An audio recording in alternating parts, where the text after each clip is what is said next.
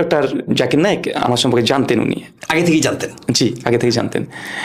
তো জানতেন এই জন্য আসলে ডক্টর নায়েক গোটা বিশ্বে যারা ইসলাম নিয়ে কাজ করছে এবং ওনার চিন্তাধারার উপরে যারা কাজ করে, হিন্দুইজম, খ্রিস্টানিটি, অ্যাথিজম, এই ফিল্ডে ওনার মতো করে তিনি সবার বিষয়ে খবর রাখেন। সেটা হোক বাঙালিদের মধ্যে কে করছে, বা হিন্দি ভাষায় কে করছে, উর্দু ভাষায় কে করছে, সবগুলো খোঁজ রাখেন।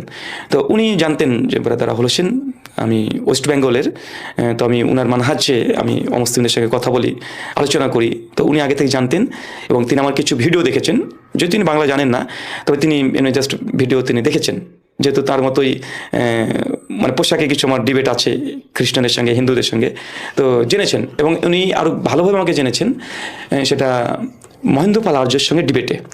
মহেন্দ্র পাল আর্যকে দেখবেন আমার সঙ্গে একটা সাইফুল সাগর ভাইয়ের সঙ্গে ফেস দ্য পিপলে একটা ডিবেট ছিল 2019-এ, লকডাউনের আগের বছরে। তো সেই সময় একটা ডিবেট ছিল গরু মাংস খাওয়া বৈধ কি অবৈধ। তো যিনি ডিবেট করছেন তিনি হচ্ছেন মহেন্দ্র পাল আরিয়া। বাঙালিরা চেনেন না, কিন্তু উনি ভারতবর্ষে হিন্দি ভাষীদের মধ্যে ব্যাপক ফেমাস ছিলেন। মানে কোন বিষয়ে, যে মুসলিমদের সঙ্গে ডিবেটের বিষয়ে তিনি কিন্তু 50-এর অধিক ডিবেট করেছেন মুসলিমদের সঙ্গে, আলেমদের সঙ্গে।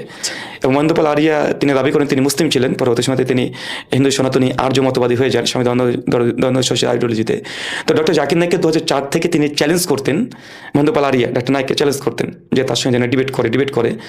এবং দেখবেন আমাদের ডিবেটে কিন্তু উনি একটা ডক্টর জাকির নায়েক যে তাকে একটা ইনভিটেশন কার্ড পাঠিয়েছিলেন, ওটা দেখিয়েছে।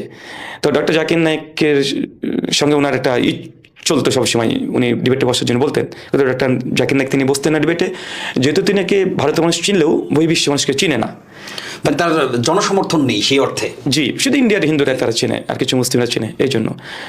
তো ওই ব্যক্তির সঙ্গে যখন আমি ডিবেট করলাম, এবং শ্রোতারাও এটা সিদ্ধান্ত দিয়েছেন যে ডিবেটের ফলাফল কী ছিল, মহেন্দ্র পাল আর্যের সঙ্গে আমি প্রায় 26খানা বেদ, রামায়ণ, মহাভারত এবং সংহিতা শাস্ত্র, আরও অনেকগুলো শাস্ত্র থেকে 26টা আমি প্রুফ দিয়েছিলাম যে সনাতন ধর্মেও বিফ খাওয়ার মতন আছে, আপনি খেতে পারেন, এটা কোনো পাপের কাজ নয়, বরং এটা উপকারী একটা খাবার হিসাবে সনাতন বলা হয়েছে।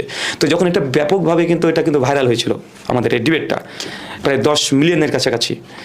তো সেই সময় ডক্টর নায়েকের কাছে খবরটা পৌঁছায় যে ওই আপনাকে যে মহেন্দ্র পাল আর্য যিনি ডিবেট চ্যালেঞ্জ দিতেন, বারবার উল্টাপাল্টা মন্তব্য করতেন, আমাদের পশ্চিমবাংলার একজন বাংলা ভাষায় ডিবেট করেছেন। তো তাকে জাস্ট এমনি দেখিয়েছে কে, তখন উনি বলেছেন আমি তো চিনি। তো এটা পরবর্তী সময় খোঁজ পেয়েছিলাম, তিনি এটা জানিয়েছিলেন আর কি। আপনি